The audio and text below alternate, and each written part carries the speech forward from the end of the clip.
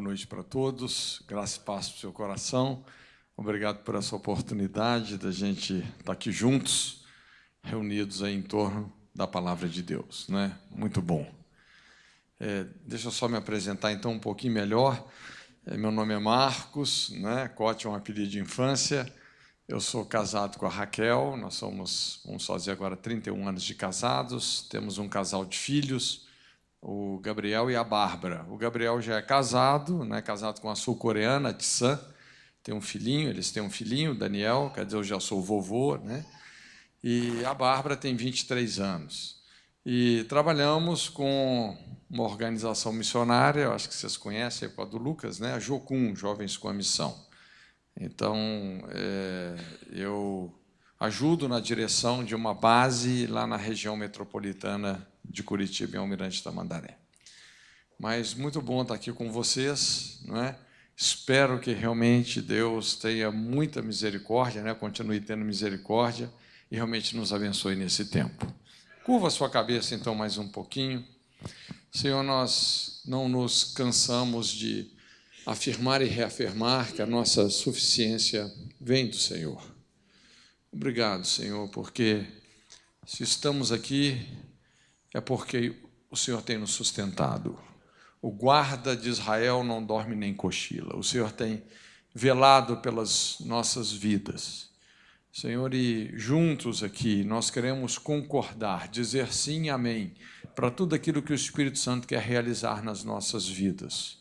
Ó Deus, longe de nós, nos estribar no nosso próprio entendimento, Senhor, mas estamos batizados nessa verdade que sem Ti, Senhor, nada podemos e muito menos queremos fazer.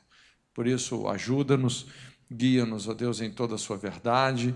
Oramos realmente pela inspiração do Senhor, tudo aquilo que o Senhor tem planejado para esse tempo que realmente se cumpra nas nossas vidas. Como ministro do Evangelho, eu quero abençoar cada vida, cada casamento, cada família que está representado aqui. Em nome de Jesus. Amém. Amém. Glória a Deus. Irmãos, como vocês me deixaram assim bem livre, né, para ministrar qualquer coisa, né? Primeiro quero dar parabéns, né, para a igreja. 14 anos, é isso? Parabéns, né? Só estão começando.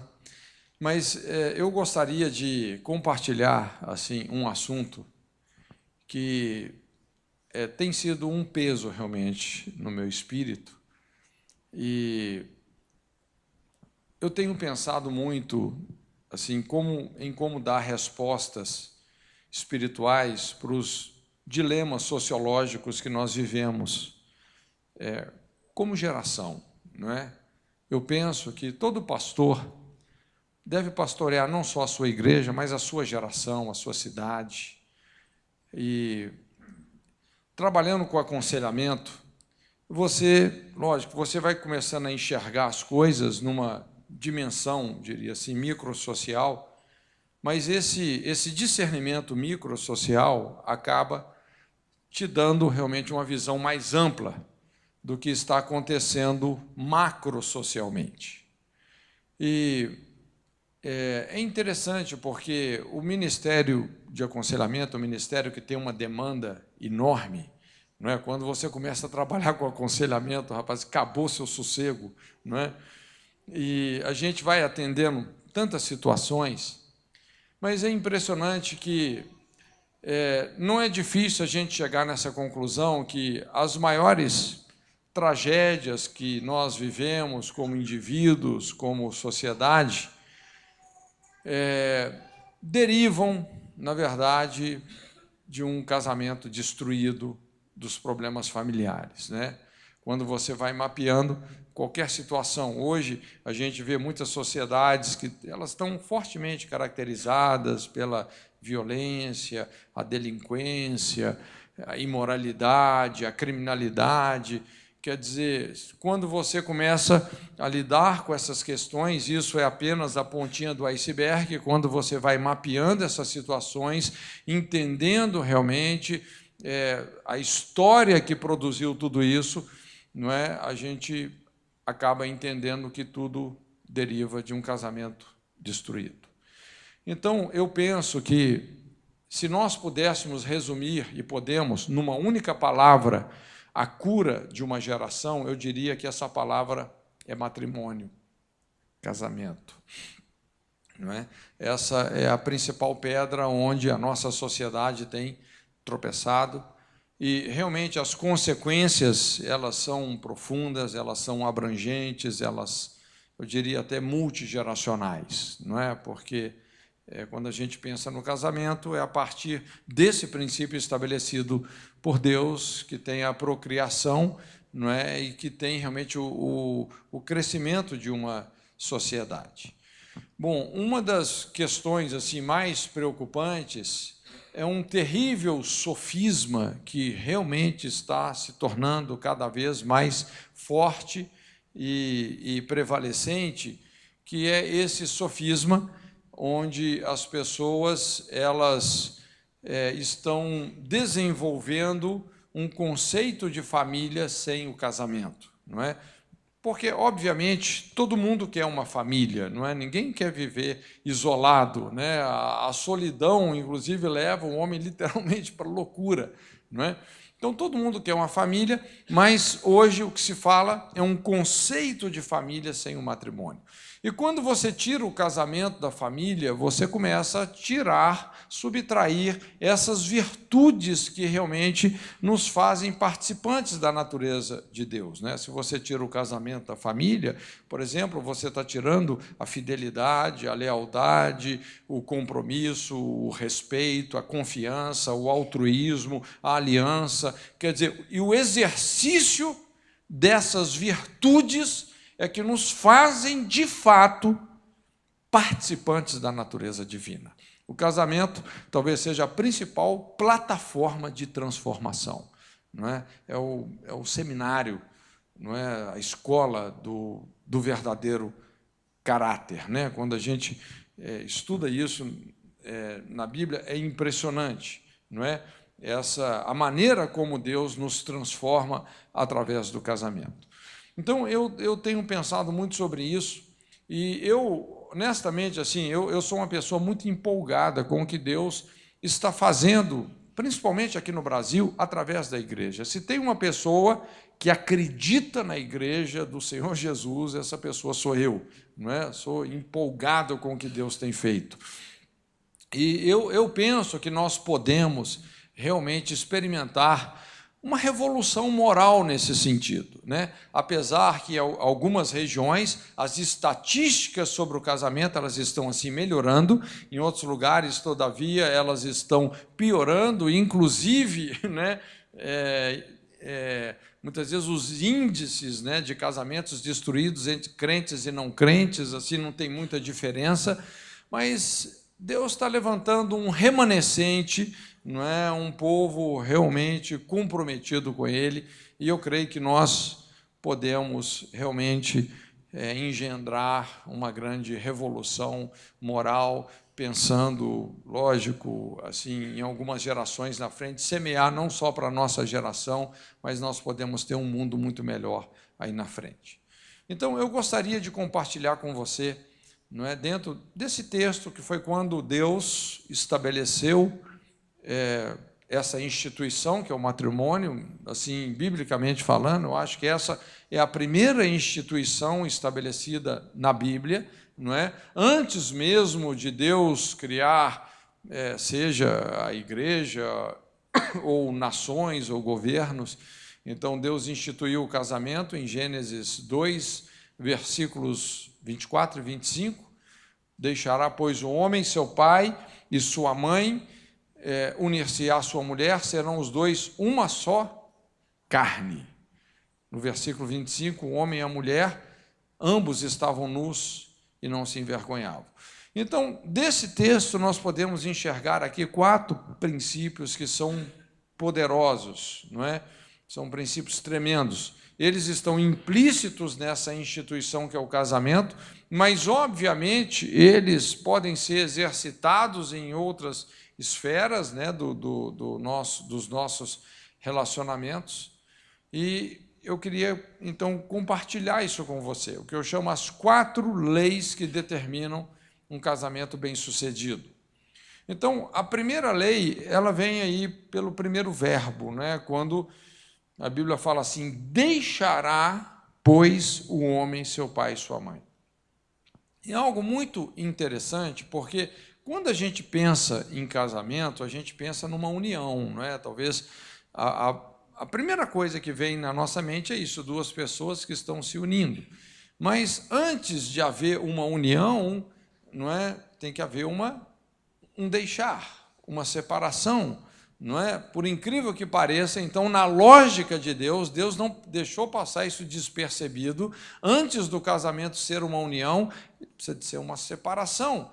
E então, essa instituição, na forma como ela foi estabelecida por Deus, ela não começa com o verbo unir, mas começa com o verbo deixar. E isso, então, nos faz realmente entender aqui que deve haver uma mudança de prioridade nos nossos relacionamentos, e tudo isso nos remete para uma lei da vida que é muito importante, que é a lei da emancipação. Não é? Emancipação é isso, é quando você sai de uma condição de dependência, não é? Ou de independência, e você realmente aprende, não é, a somar os potenciais, não é, viver interdependentemente. Então, a lei da emancipação é quando você pode assumir e deve assumir agora as suas responsabilidades. Eu diria que todo processo sadio de maturidade, ele precisa visar uma emancipação, não é?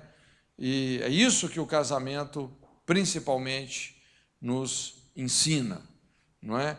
Então, esse é o processo de maturidade. Quando você é criança, né, talvez o paradigma da infância é isso, que você depende de alguém para cuidar de você, para sustentar você, para te ajudar, não é, para te ensinar, não é? Depois vem a adolescência, o paradigma da adolescência já envolve a nossa independência, porque o adolescente, ele quer ter o seu espaço, ele quer se afirmar nas suas convicções, na sua identidade, não é? Ele não quer mais ser tratado realmente como criança, não quer tanto que os pais interfiram tanto nas suas, né, trazendo uma superproteção, não é?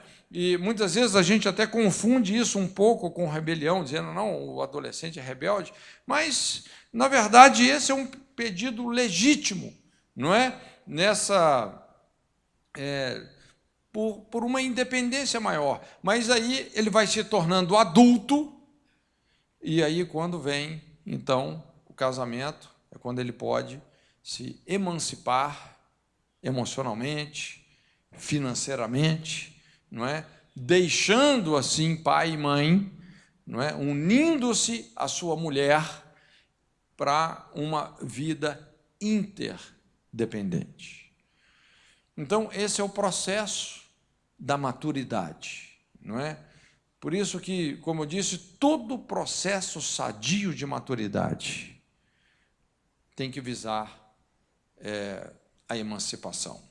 Isso não é só na criação de filhos, não é? Quando você cria um filho, lógico, chega num ponto que a gente está criando os nossos filhos para Deus, eles vão se casar e vão realmente assumir aquela missão, aquele propósito que Deus tem para eles, como também no discipulado, não é? Um discipulado sadio, é muito importante que ele vise a emancipação daquele discípulo e não um controle, um relacionamento de controle, não é? Também um processo terapêutico de aconselhamento, a mesma coisa, não é? Todo processo terapêutico que realmente ele não tem um fim, por exemplo, ele vai gerar uma codependência. Aí você não sabe quem que é mais doente, se é o terapeuta ou se é o paciente, né? Muitas vezes o terapeuta se alimentando da dependência do paciente, o paciente se nutrindo ali daquela carência do terapeuta, não é? Então, é isso que muitas vezes até adoece ainda mais as pessoas, porque o próprio processo é doentio, não é? É interessante, por exemplo, quando a gente vê a maneira como o próprio Jesus estabeleceu o discipulado, não é? Com aqueles que se tornaram apóstolos, e a palavra apóstolos, né, no original seria missionário, ou talvez no grego, que é a palavra apóstolo, o enviado, quer dizer, alguém que foi enviado, alguém que foi emancipado. Então, você pode ver, quando você estuda no livro de Mateus, 3 grandes comissionamentos, que, inclusive, assim, estabelecem 3 plataformas de maturidade. Quando Jesus, em Mateus 11, 28, ele fala: vinde a mim, todos vós que estáis cansados, sobrecarregados. Em Mateus 16, ele fala: vinde após mim, não é? Negue-se a si mesmo. E em Mateus 28, ele fala: o ide por todo mundo e pregai o evangelho a toda criatura, não é? Discipular as nações, etc. Então, veja bem que Jesus não fala: vinde a mim, vinde após mim e fique.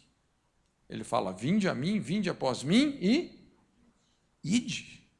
Emancipação. É a linguagem da emancipação.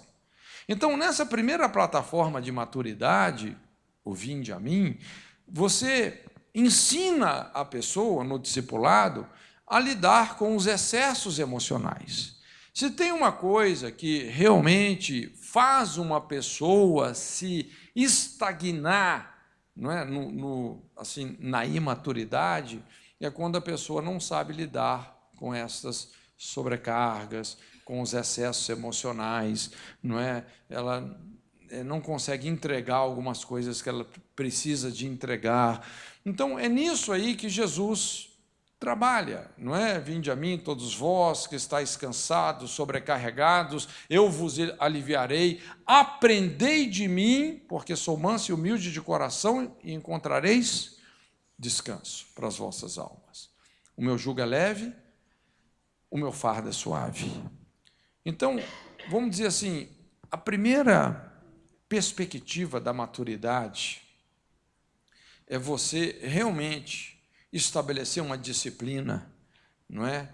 Porque ele fala: aprendei de mim, porque sou manso e humilde de coração. Você lidar com os excessos emocionais, veja bem, não é algo que você vai receber porque alguém fez uma oração por você. Não, exige uma disciplina, não é? Exige realmente uma entrega. Você encontrar esse lugar de descanso. Existe em Deus um lugar de descanso, não é? E quando você aprende realmente um estilo de vida de descansar em Deus, isso é sinal que você cresceu, não é? Isso é sinal, é um sintoma da maturidade. Aí depois vem o vinde após mim. Jesus fala assim: negue-se a si mesmo, tome sobre si a sua cruz e siga-me. Então, uma outra evidência da maturidade é quando nós aprendemos a combinar renúncia com voluntariedade. Lógico, uma pessoa que realmente você pode considerar como adulta é uma pessoa que aprendeu a ouvir o não, que aprendeu a ter paciência, a ouvir o espera, não é? Uma criança, dificilmente ela vai aceitar um não como resposta, né? Às vezes, diante do não, ela vai fazer pirraça, ela vai chorar, ela vai, não é? Mas como é que você sabe que a pessoa cresceu? É quando ela aprende realmente a discernir a vontade de Deus nessa dimensão de ouvir o não, de ouvir o espera, não é? De saber colocar limites para os seus desejos, para os seus sentimentos, não é? Então, se Deus não tem algo para ela é a primeira realmente a concordar com isso e dizer: tá bom, Senhor, não é? Então, isso é sinal de maturidade. E também, quando vem esse terceiro comissionamento, que é o ide por todo mundo, quer dizer, uma vida emancipada, não é? Quando você agora pode assumir responsabilidades, achar o seu destino, realmente você viver conectado com a sua identidade vocacional, não é? E realmente sendo uma resposta para as necessidades de outros. Mas o ciclo do discipulado, não é? Começa com o vinde a mim, ou seja, você entregar as suas sobrecargas, não é? O vinde após mim, você saber conciliar renúncia com voluntariedade e, acima de tudo, a emancipação. A emancipação sela um processo de maturidade, não é? Então, essa é a primeira lei que faz um casamento dar certo, não é? Deixar pai e mãe, por incrível que pareça. Em algumas regiões, às vezes, isso não acontece muito, talvez você já viu isso de perto, pessoas que se casam e, de repente, vão morar com pai e mãe, não é? E, normalmente, quando vai morar com pai e mãe, é porque existe ainda uma dependência. Às vezes é emocional, às vezes é financeira, às vezes é espiritual, às vezes é tudo junto, não é? E quando você entra num tipo de situação como essa, não é, acaba acontecendo um incesto emocional, financeiro, os pais ou sogro, sogra se sentem no direito de interferir na vida do casal, na criação dos filhos, e normalmente essas coisas nunca terminam bem, não é? Então, emancipação é um princípio fundamental no processo da maturidade.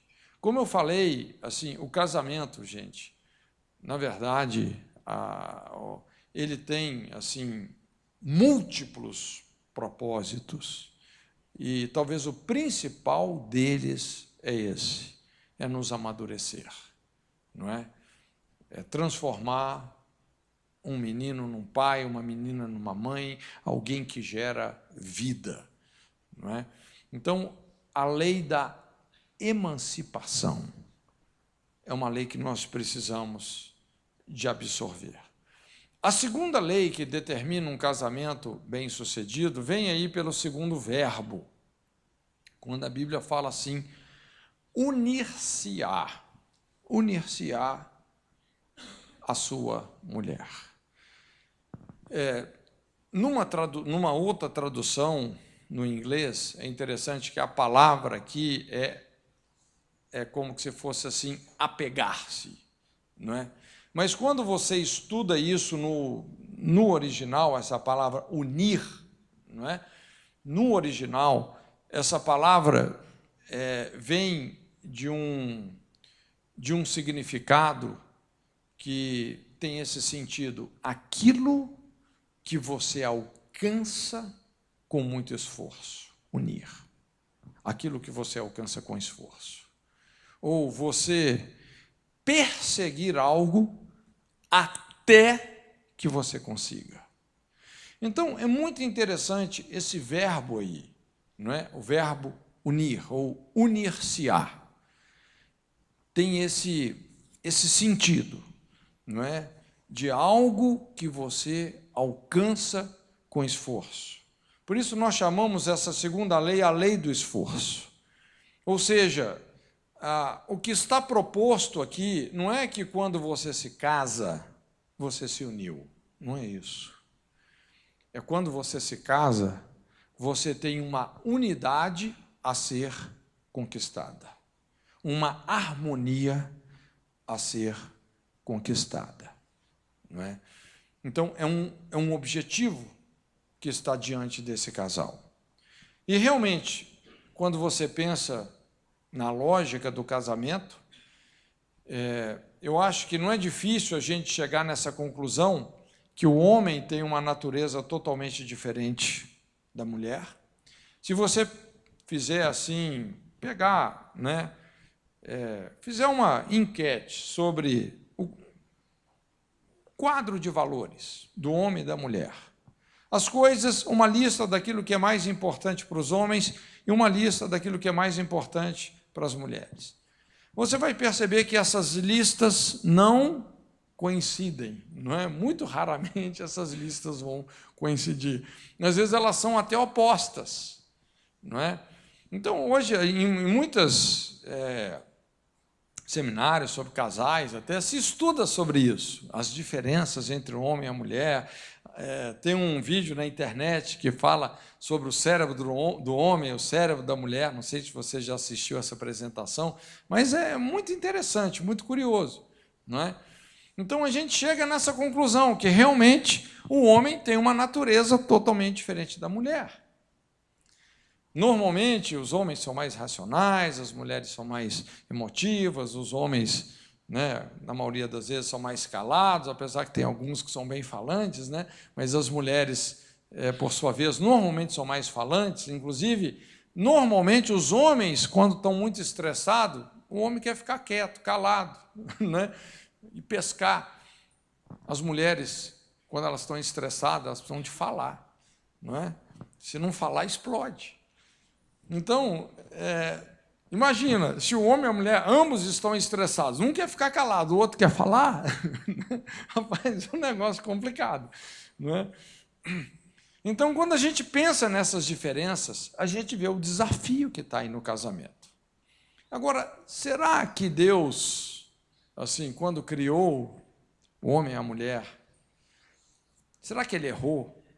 Assim, estabelecendo essas naturezas com essas diferenças, não é? Ou será que isso foi proposital? Eu acredito que foi proposital. Na verdade, casamento é isso. É você aprender a conviver com uma pessoa que tem uma natureza totalmente diferente da sua, numa aliança, até que a morte te separe. Então, é a escola do quebrantamento. Isso vai demandar realmente muito esforço, mas é isso que vai realmente nos transformando na pessoa que nós devemos ser. Vai demandar esforço. E quando a gente fala, então, sobre essa lei do esforço, gente, não é? Esse esforço ele é muito direcionado no sentido de vencermos a nós mesmos. Não é? Porque para você manter uma unidade profunda, uma sincronia, não é? Uma condescendência com o cônjuge, né? Você aprender essa convivência, nós vamos ter que superar muitas barreiras internas, de repente vamos ter que superar traumas, muitas coisas que realmente impedem que possamos experimentar esse nível de cumplicidade. Alguém já disse que unidade custa caro, não é barato. Não é? Então, quando a gente pensa aí nessa lei do esforço, a proposta é essa. É você alcançar um nível de unidade. Apegar-se. Apegar-se. É comum a gente ver pessoas que talvez estão casadas há 15, 20 anos e ainda não se uniram, por incrível que pareça. Não é? Às vezes até se separaram. Por isso que, às vezes, o casamento é um dos principais crivos, realmente, para você desempenhar um ministério, principalmente na área de governança, não é, de ensino, porque é a escola do quebrantamento, é a escola do caráter.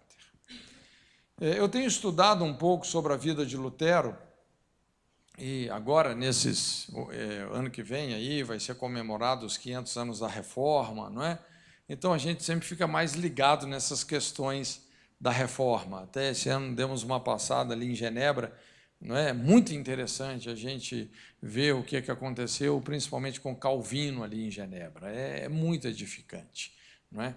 Mas a história de Lutero também é uma história incrível, não é? E quando a gente estuda sobre a reforma de Lutero, não é? Assim, foram muitas coisas pontuadas, foram mais de 95 aspectos, não é? Que literalmente ele começou a fazer um reabibliamento naquela geração, não é? Uma geração que tinha se desconectado bastante, não é, dos primórdios do Evangelho, não é? É importante entender que, quando você estuda a história da igreja, não é? Esses 1000 anos de trevas, do ano 500 até o ano 1500 depois de Cristo, foram essa famosa idade das trevas. Lógico, sempre tem um remanescente que vai ficando em cada geração, mas eu diria que o ministério de Lutero veio exatamente numa das fases mais escuras da história. Inclusive, até os princípios mais rudimentares da fé, não é, eram ignorados. Na época de Lutero, as pessoas estavam sendo salvas como? Pagando indulgências. Não é? Então, Lutero começou a realmente confrontar tudo isso. Ele era um homem da palavra de Deus, lendo lá Romanos, Abacuque, quando ele leu lá, o justo viverá pela fé. Então, para ele era muito claro, ninguém é salvo pagando uma indulgência, nós somos salvos quando exercitamos a nossa fé no sacrifício de Jesus, não é? Vida por vida, sangue por sangue, ele nos substituiu naquela cruz, satisfazendo a justiça divina, não é? Se fez pecado por nós, para que em nós habitasse a justiça de Deus. Mas a mudança mais significativa do ministério de Lutero veio exatamente nessa questão da família, não é? Porque na época de Lutero, desenvolveu-se, né, inclusive a partir do século III, bem antes, na época lá de Constantino, quando a igreja se politizou, então aquelas pessoas que serviam a Deus, muitas delas começaram a se isolar da corrupção do mundo e buscando servir a Deus nos monastérios. Então, começou um conceito de santidade baseada no isolamento. Então, se você quer servir a Deus, se você quer agradar a Deus, você tem que se isolar do mundo, se isolar das pessoas ímpias. Só que, na verdade, não é, Jesus não fez isso, não é? Apesar de Jesus ter os momentos dele a sós com Deus, todavia, ele frequentava os lugares mais tenebrosos da sociedade, né, onde as pessoas estavam assentadas nas regiões das trevas, e ali ele tinha uma mensagem muito clara de arrependimento, de mudança, de transformação. A luz tem que brilhar nas trevas. Mas, veja bem, então, essa cultura, isso se transformou em uma cultura de santidade associada ao isolamento. Isso foi evoluindo, inclusive, misturando com outras filosofias gregas, o gnosticismo, veio também esse conceito de que o sexo é carnal, o sexo é impuro. Então, tudo isso evoluiu numa visão de santidade associada não só ao isolamento, mas ao celibato. Você vê que esse negócio foi tão forte que permanece até os nossos dias, não é? A gente tem pena dos padres, né? Coitado, que até hoje não pode se casar. Mas, veja bem, é a história. Então, na época de Lutero, veio muito esse entendimento. Você quer servir a Deus, você tem que se isolar, você tem que se abster de uma vida conjugal, de uma vida familiar, não é? Para você agradar a Deus. Na época dele, praticamente todos os sacerdotes eram celibatários. E ele também, examinando as Escrituras, ele chegou nessa conclusão que havia um erro fundamental nessa forma de pensar. Principalmente lendo esse texto que nós citamos aqui, não é? Ele começou a ter essa revelação de que, na verdade, o casamento é a escola do caráter, não é? A família é o principal ambiente onde nós podemos realmente firmar os valores divinos, não é? Na próxima geração. Então, ele começou a ter assim, uma revelação muito clara sobre isso.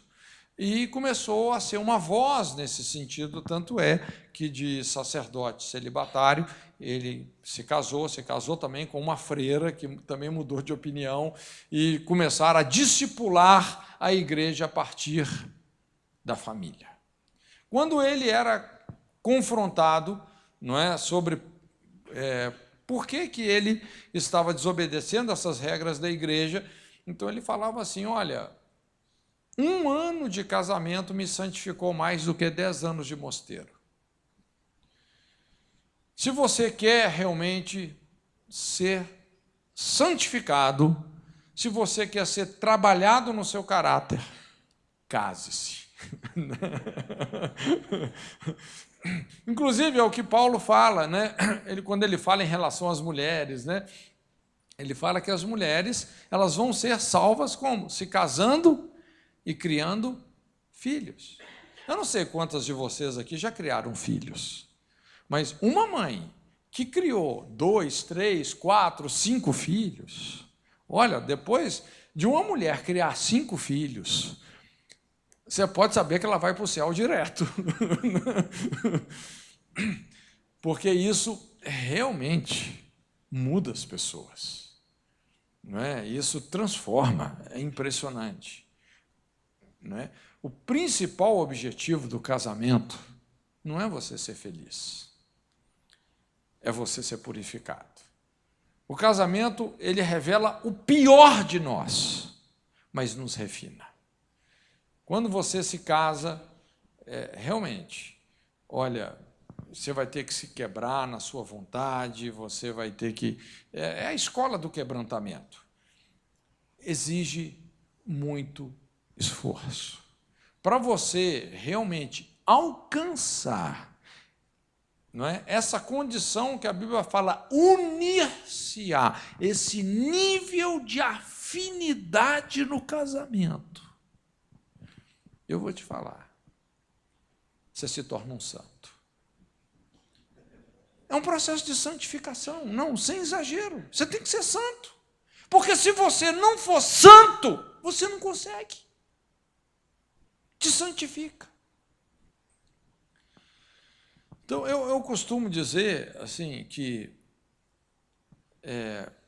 a chave disso daí, né, dessa conivência no matrimônio, dessa lei do esforço, a chave disso é você aceitar o outro como ele é, sem contender, sem querer mudá-lo, não é?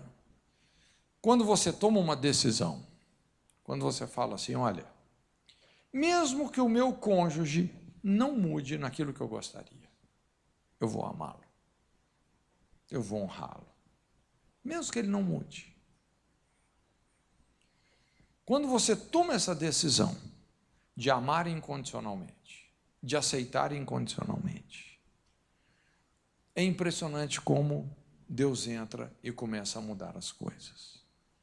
Agora, quando você quer mudar o outro, ou condiciona o sucesso do relacionamento à mudança do outro, porque essa é a tendência, eu digo isso porque frequentemente a gente está aconselhando casais em conflito, então sempre é a mesma conversa, um chega e fala, não, pastor, o problema é que ele é assim, assim, assim, o dia que ele mudar nisso, nisso, nisso e nisso, aí o casamento vai dar certo. Aí o outro fala, não, mas pastor, ela é assim, assim, assim, o dia que ela mudar nisso, nisso e nisso, o casamento vai dar certo. Um fica só responsabilizando o outro pelo insucesso do casamento e a coisa só diverge.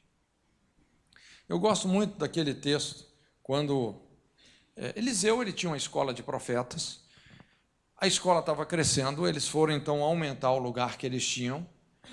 Você se lembra desse episódio? E aí os discípulos, os filhos dos profetas, foram cortar as vigas, né, para aumentar essa casa de profetas. E a casa de profetas é uma tipologia da família, não é?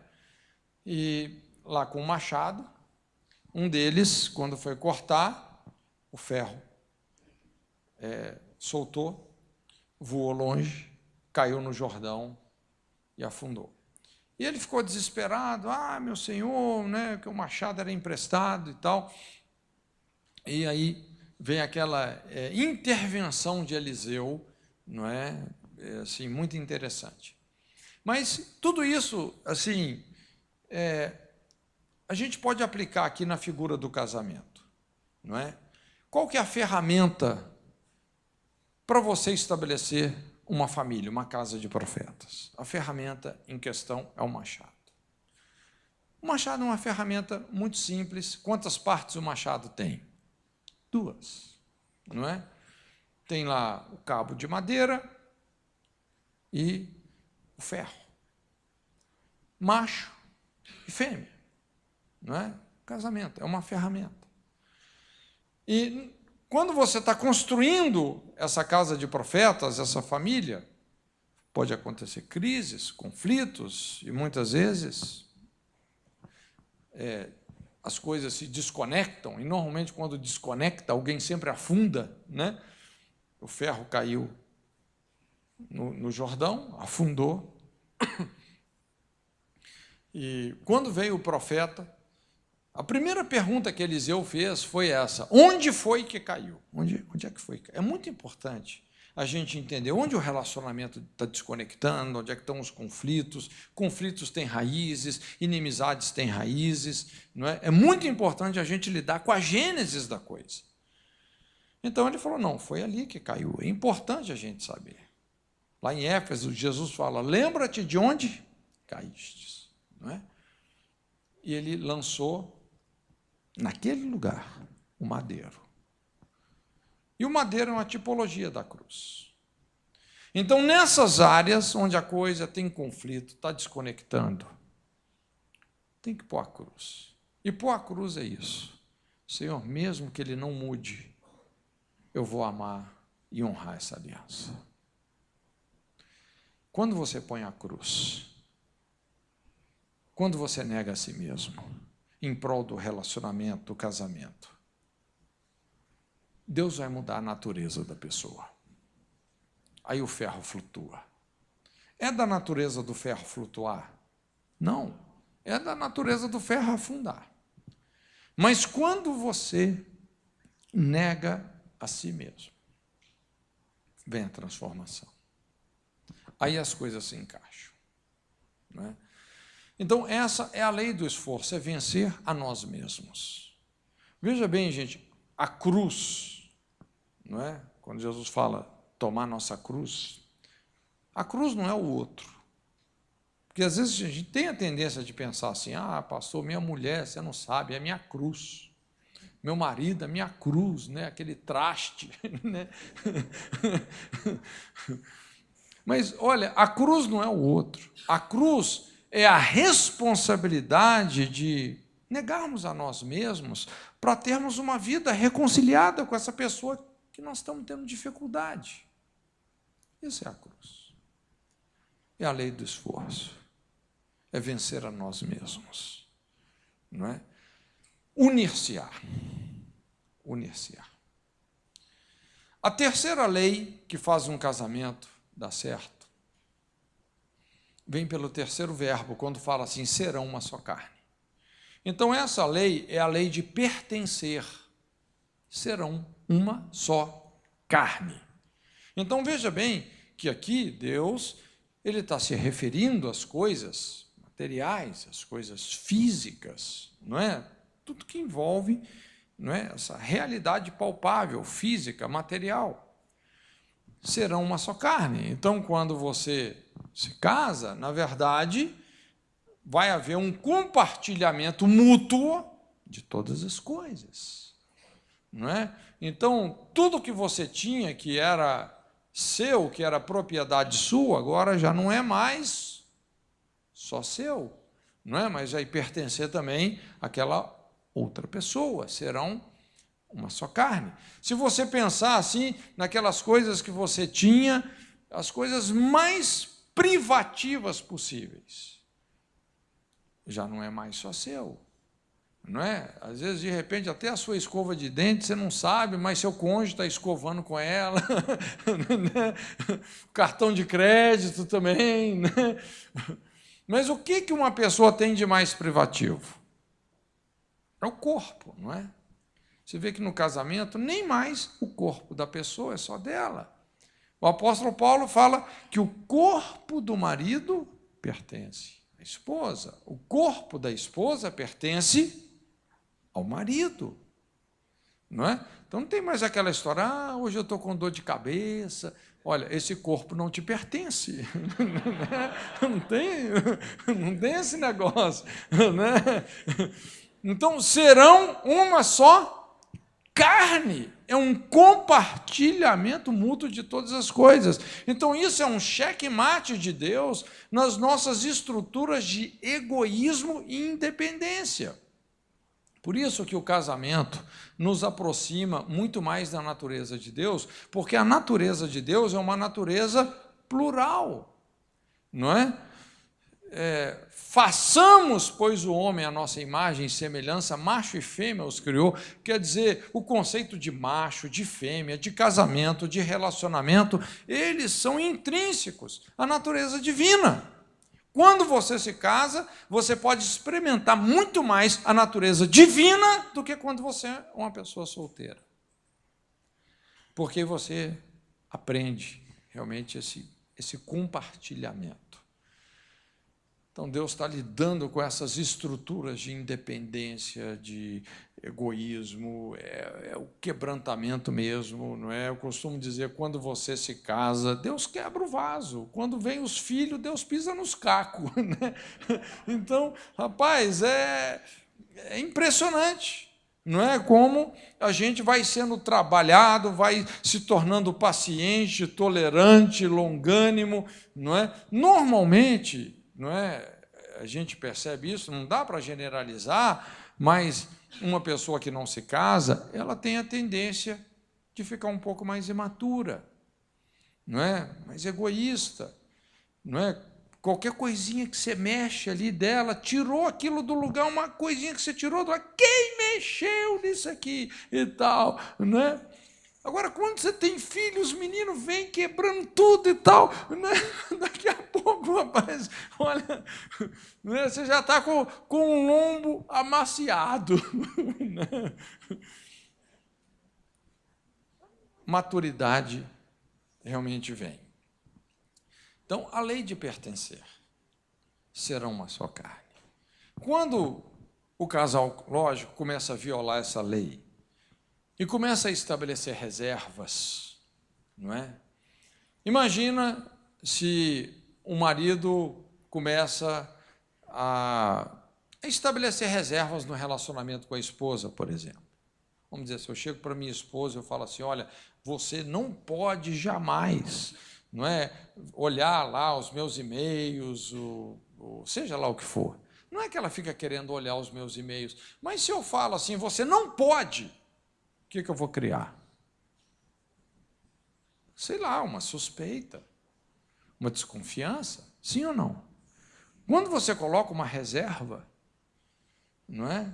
Ó, você não pode mexer no meu celular, mas por que não pode mexer? Não é?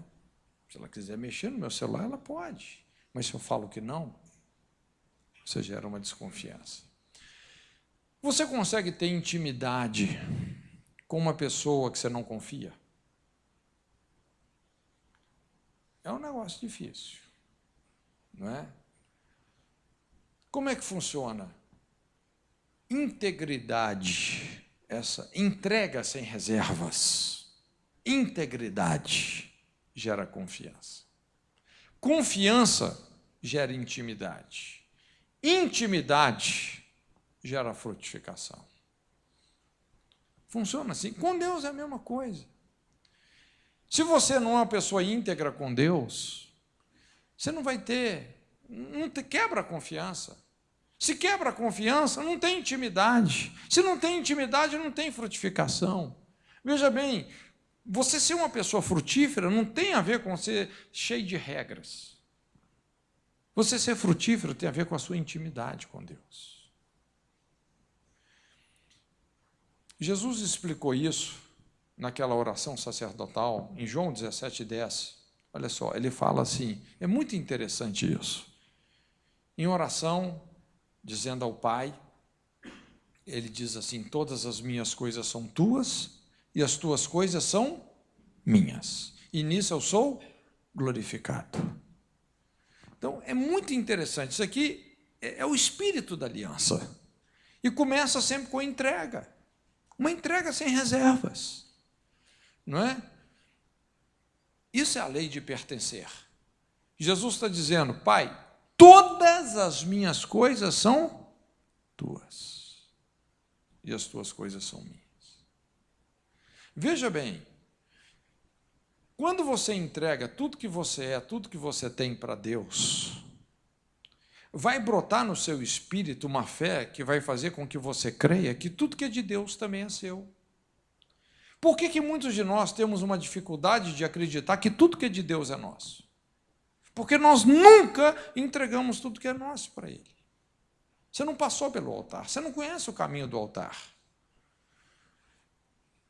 Mas quando você entrega, quando você se rende 100%, sua vida está no altar. É impressionante.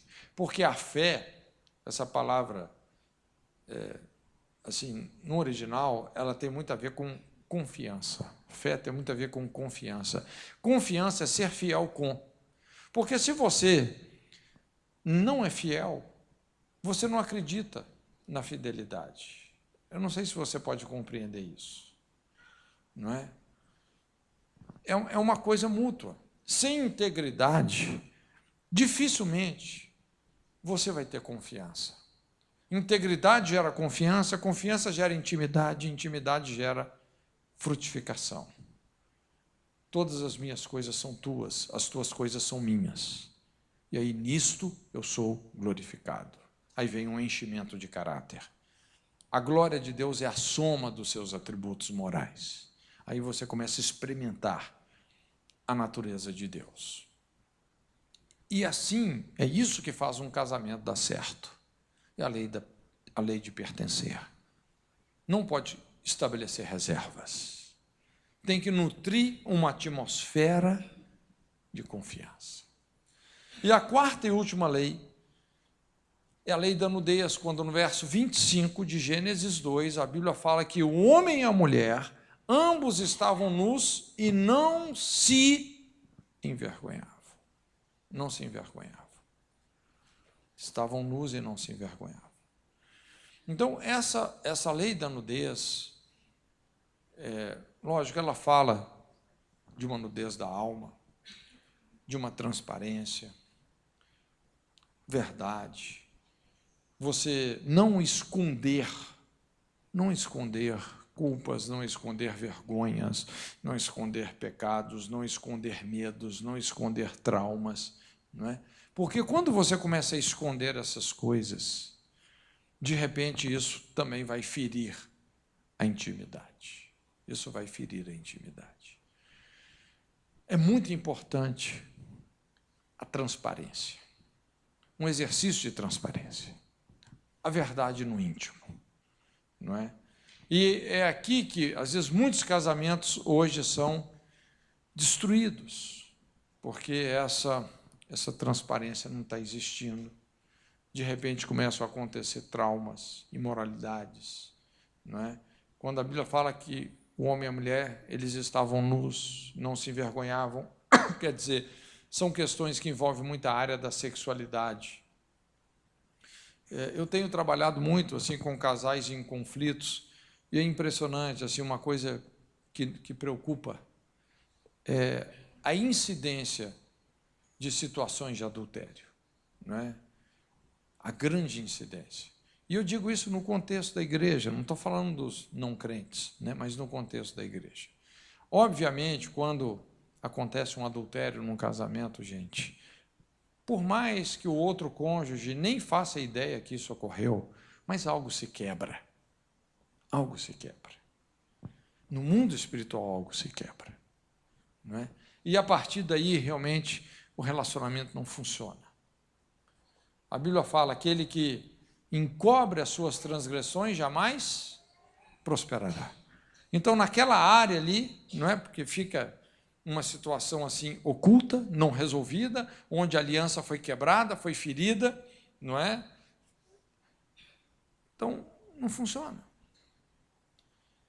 E essas coisas, então, elas são muito difíceis, porque demandam algumas reconciliações que são cirúrgicas, que não são fáceis, que machucam, não é? Quando você vai lidar com a ferida, tem feridas que são superficiais, mas tem feridas que são profundas.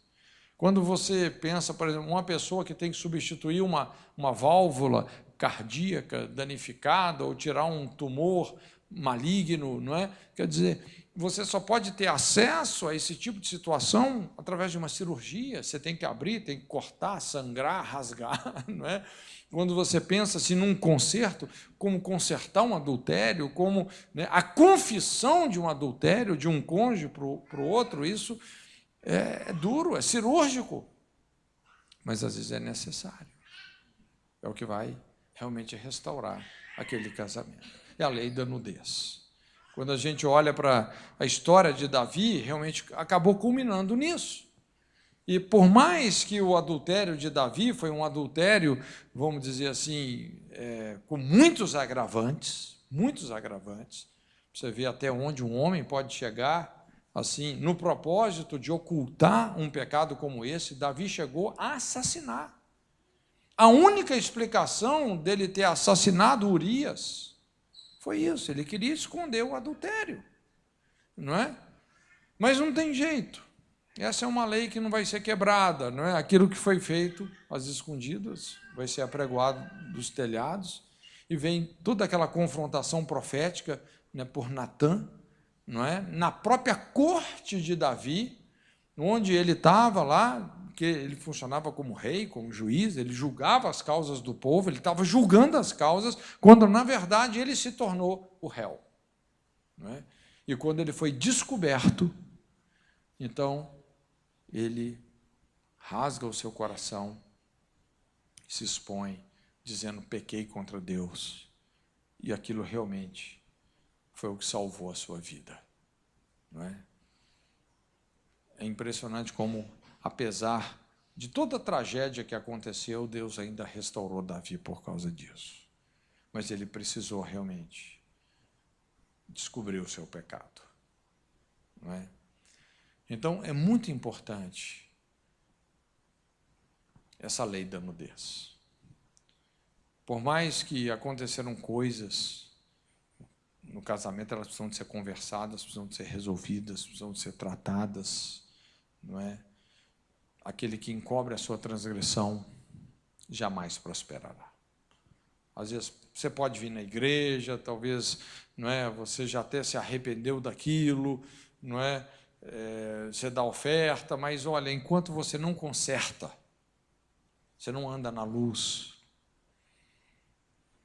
a coisa não flui. Não é? Então são leis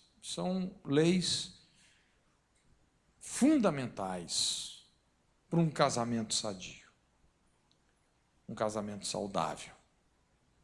A lei da emancipação, deixará pai e mãe, a lei do esforço, unir-se-á, a lei de pertencer, serão uma só carne, e a lei da nudez. Estavam nus e não se envergonhavam.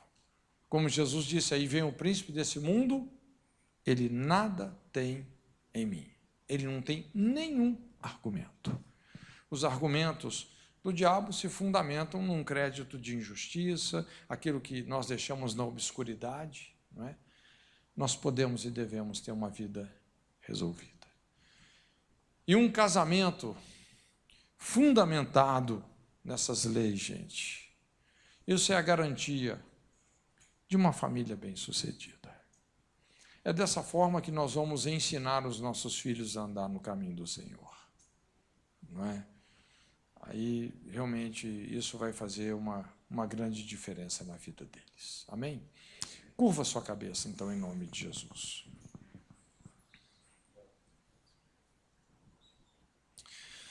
Senhor, muito obrigado por esse tempo. Obrigado por cada vida preciosa que está aqui, Senhor.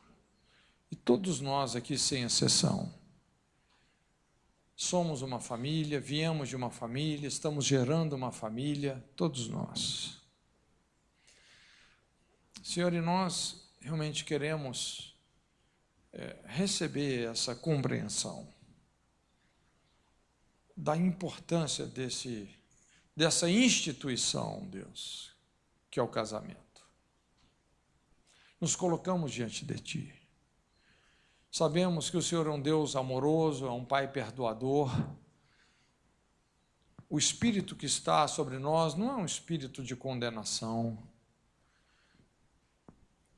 Eu sei que muitos de nós cometemos erros e erros graves, mas o Senhor é um Deus restaurador, que sabe como corrigir os nossos caminhos. E nos colocamos nas tuas mãos, Senhor, como barro nas mãos do oleiro. Que o Senhor possa tratar conosco. Oramos que realmente o Senhor possa nos encaminhar. Aqueles que são casados, aqueles que ainda não são casados, são solteiros, aqueles que são talvez divorciados. Nós sabemos que o Senhor sempre tem um plano para aqueles que saem do plano. Senhor, nos colocamos nas tuas mãos. E naquilo, Senhor, que realmente entramos em conflito com essas leis, especificamente, que o Senhor possa nos transformar pela renovação da nossa mente. Que o Senhor nos ajude a entender profundamente a sua vontade. Senhor, nós só temos essa vida para deixar um legado. Nós não teremos uma outra vida, é só essa vida. Senhor, que o Senhor possa realmente trabalhar em cada um de nós. Temos a consciência que, acima de tudo, não é que nós fazemos, mas nós somos a sua obra. Em nome de Jesus. Amém. Amém, queridos. Deus te abençoe.